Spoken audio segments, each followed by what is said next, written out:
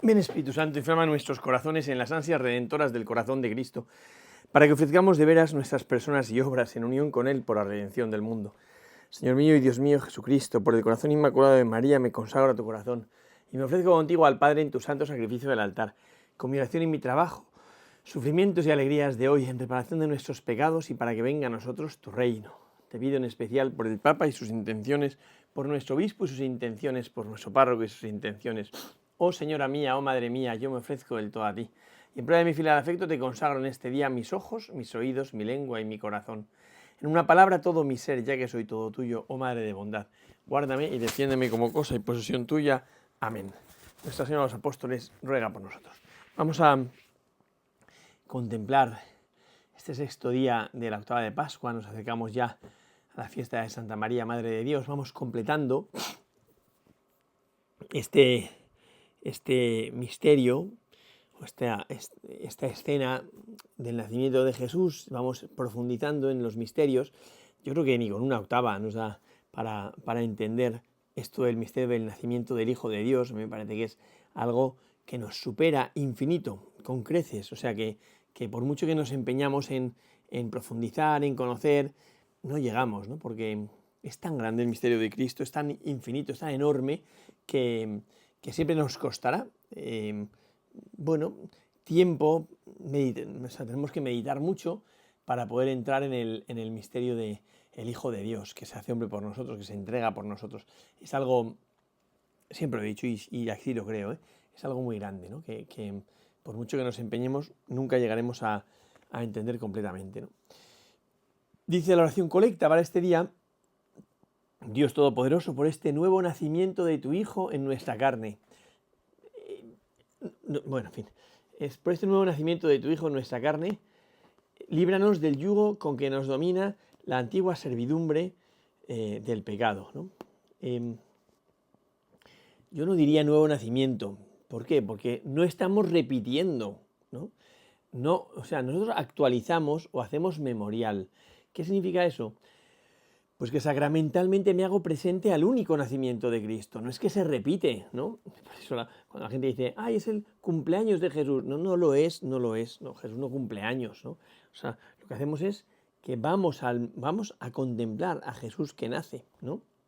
Como es un acto eterno, trasciende el tiempo. Entonces, de alguna manera, me vinculo, me hago presente a ese momento tan infinito, como es el nacimiento del Hijo de Dios, el nacimiento de Jesucristo, pero solo es uno, como en cada Eucaristía. En cada Eucaristía no repetimos la muerte de Cristo, solo faltaba, pobre Señor, ¿no? Sino que se actualiza el único sacrificio de Cristo, es como si fuésemos al Calvario, ¿no?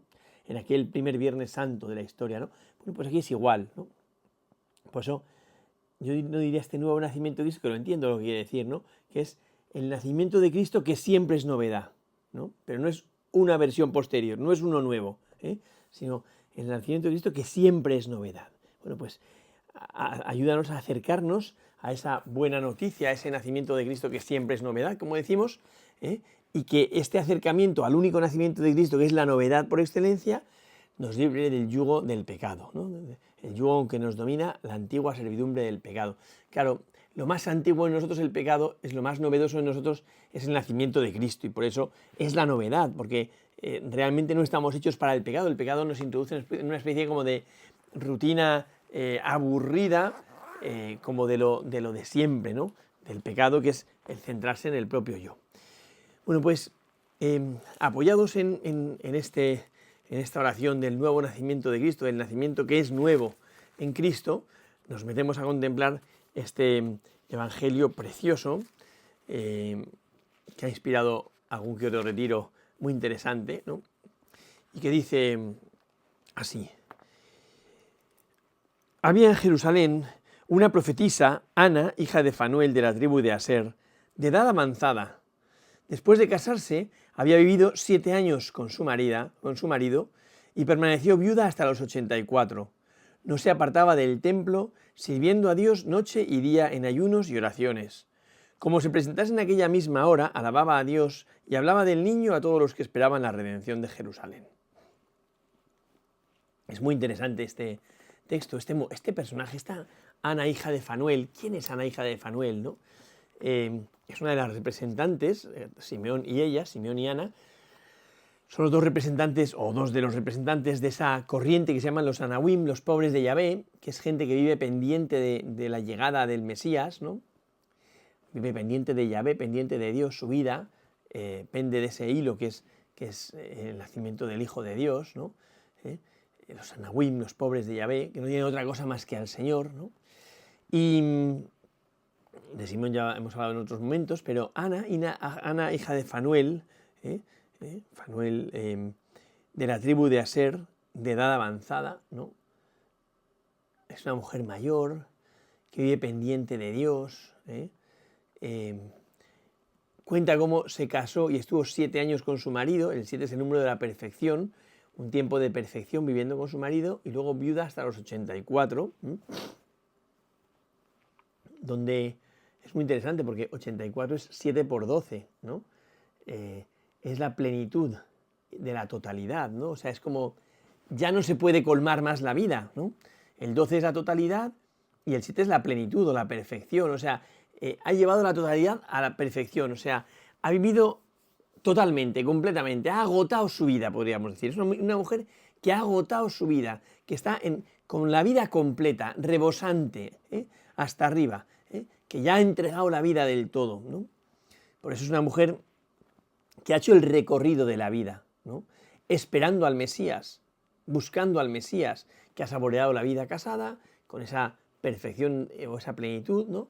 Y ahora hasta los 84, la plenitud de la totalidad, viuda. ¿Qué significa viuda? Es muy interesante esto, porque viuda no es que ha muerto su marido solamente y ya está, porque si no, lo normal es que se hubiese casado con el hermano de su marido, ¿no?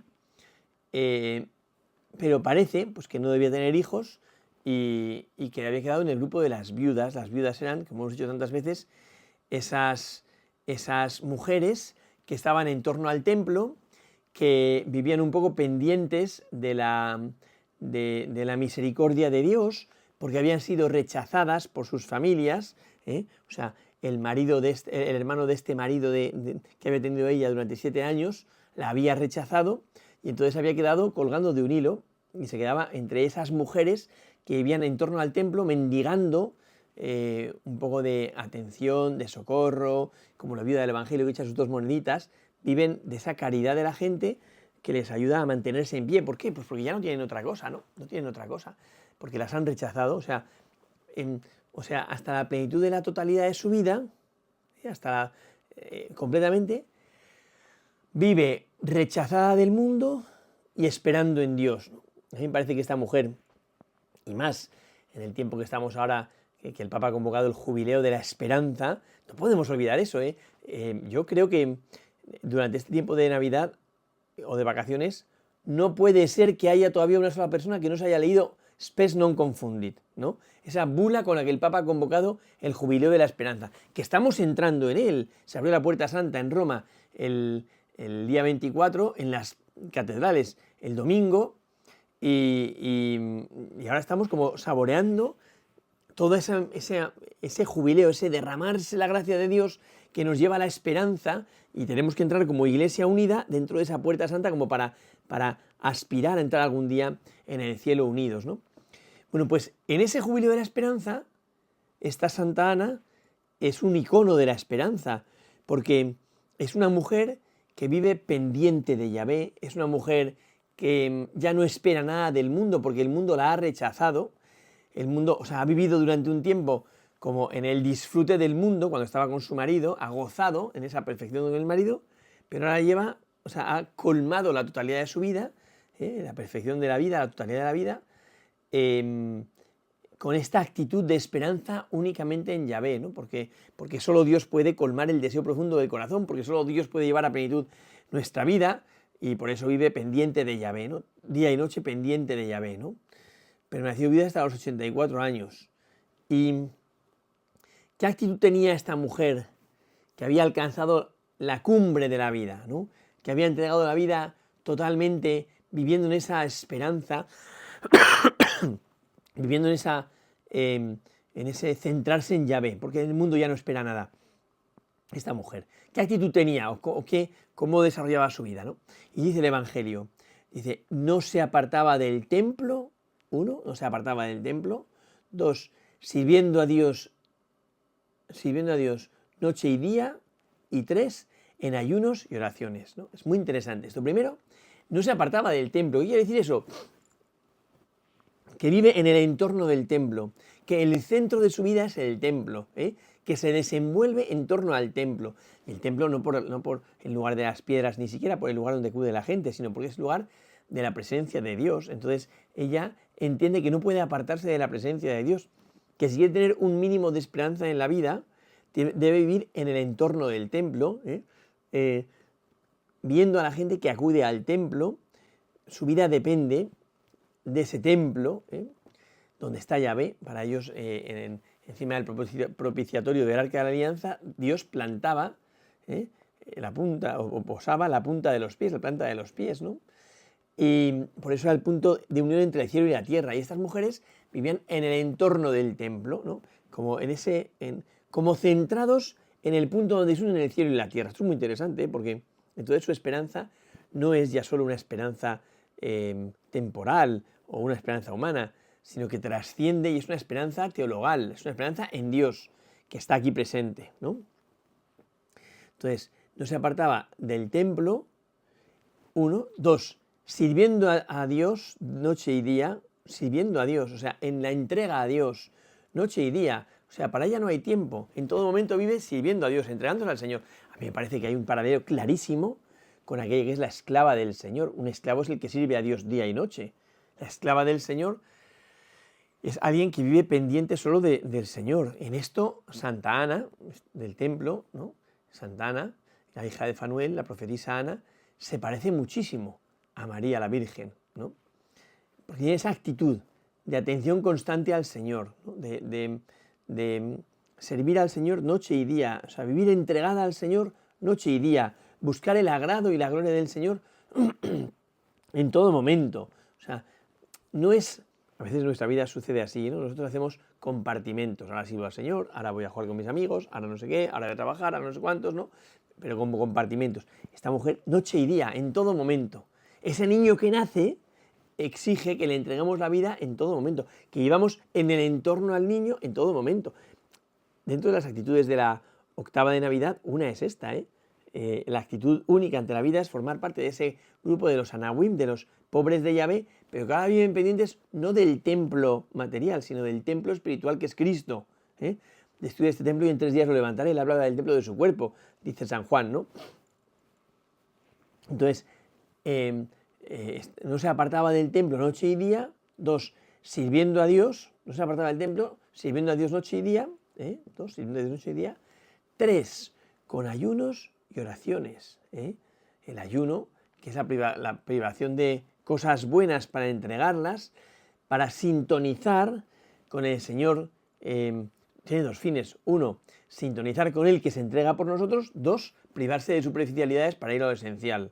Pero es bien bonito porque es entregarse al Señor, sirviendo al Señor noche y día con ayunos y oraciones. Es vivir entregado al Señor. Y de una manera que me implica quitar de mí cosas, vivir permanentemente pendiente de que no se me peguen, como decía Santa Clara de Asís, que no se me pegue el polvo del camino. Claro, pues que no se me vaya pegando todas las cosas por donde voy pasando, porque al final me hago esclavo de las cosas. Ese fue el pecado original de Adán. Se hizo esclavo de las cosas y desde ese momento el hombre vive un drama de esclavitud y necesita liberarse. Entonces, 1, para ir a lo esencial, 2, para identificarse con el Señor que entrega la vida también por nosotros, ¿no? Y así se hace también, nosotros por Él, ¿no?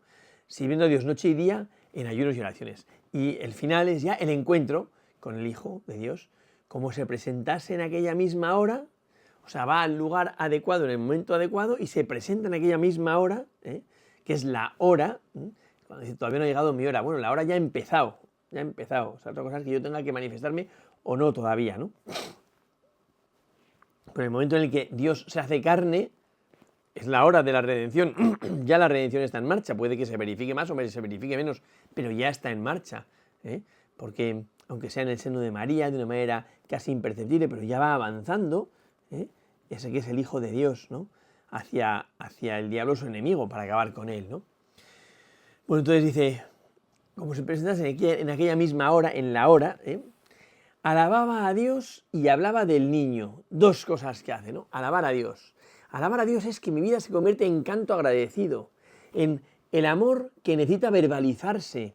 El amor es gozoso y canta al amado. Eso es la alabanza. La alabanza es verbalizar el amor, que se puede hacer en un canto, se puede hacer en un piropo, se puede hacer en lo que sea, pero es materializar el amor, que mi amor llegue al amado de una manera gozosa, porque brota como de una especie de fusión o de desbordamiento de lo que hay dentro de mí. Entonces hay un gozo agradecido y entonces brota en forma de alabanza, ¿no?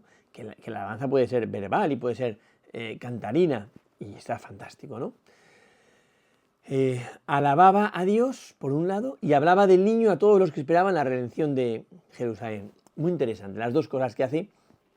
El que se ha encontrado de verdad con Cristo, su vida remite a Cristo constantemente, y entonces mi vida consiste en alabar, hacer reverencia y servir, alabar, ¿no? Y yo vivo constantemente agradecido al Señor, con un agradecimiento que se verbaliza, que no se queda solo en cosas como superfluas, sino que se verbaliza, que se expresa, ¿vale? Entonces es la alabanza, la alabanza. Entonces, por un lado, el que ama necesita alabar, ¿no? Por eso que digo, porque el amor es gozoso y canta al amado. Por eso cuando San Ignacio de Loyola en los ejercicios espirituales expresa cuál es el sentido de la vida del hombre como alabanza, o sea, como amor, perdón, pone tres aspectos: alabar, hacer reverencia y servir. Alabanza en primer lugar. El amor es gozoso y canta al amado, ¿no? Luego es el respeto, porque el amor trata al amado con reverencia, con admiración, con sobrecogimiento, porque es consciente que está ante un misterio muy grande, que se le ofrece, que se le entrega para ser custodiado por él. Entonces lo reverencia y en tercer lugar lo sirve, se entrega, ¿no? Bueno, pues ella por un lado vive esa relación con el Señor, ¿no? Ese orientarse hacia el Señor, ¿no? Y su vida queda orientada hacia el Señor. Y por otro lado, hablaba de él, del niño, a todos los que esperaban la redención de Jerusalén. O sea, se convierte en testigo. Son dos aspectos que deberíamos todos aprender del que se acerca a la cuna de Belén, en este ir desenvolviendo todo, o desentrañando todo el misterio que supone la presencia de Dios en medio de nosotros de manera encarnada. Implica esto: todo el que se acerca al Señor, se convierte por un lado en testigo de Jesucristo y habla a todo el mundo de él, pero a la vez su vida queda orientada hacia él. Yo creo que esto es una cosa muy bonita, porque ¿quién habla del niño a todo el mundo? Primero, los ángeles. Que los ángeles por un lado están contemplando a Dios eternamente y por otro lado trabajan en el mundo, ¿no?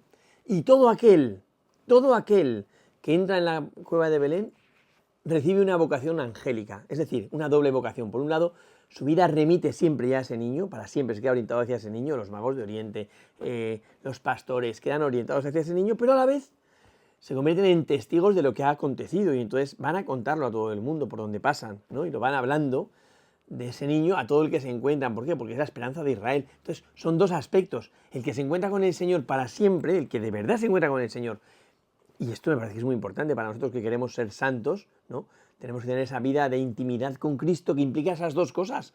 Por un lado, vivir orientados hacia Jesús para siempre, con una relación de afecto, no de analizar racionalmente la palabra de Dios o hacer comentario de texto en el rato de oración. No, es que afectivamente quedo vinculado a Cristo, mi vida tiende hacia Él en ese gozo, ¿no? en esa entrega, ¿vale? Pero a la vez me convierto en testigo suyo y me lanzo a anunciarlo a todo el mundo, me lanzo a comentarlo a todo el mundo, a que todo el mundo se entere de la gozada de ser hijo de Dios, de la grandeza de lo que ha sucedido. Y es que Dios viene al mundo para darnos la mano y llevarnos al cielo y hacer que desde ese momento nuestra vida quede empapada de cielo, nos convirtamos en ciudadanos de cielo y tendamos hacia el cielo. Pero hace falta testigos que lo digan, porque si el mundo no se entera de esto, es el drama: nace el niño y nadie se enteraría. Por eso esta mujer que vive pendiente de Yahvé, ¿no? Al encontrarse con el niño, porque está en el momento adecuado, en la hora, ¿no? Recibe esa doble vocación que ojalá que todos los que entramos en la cueva de Belén la asumamos y nos convirtamos en adoradores permanentes de Dios con un corazón agradecido y por otro lado en testigos de Jesucristo, mostrando al mundo la buena noticia de su presencia entre nosotros. Gloria al Padre, al Hijo y al Espíritu Santo, como era en el principio, ahora y siempre, por los siglos de los siglos. Amén.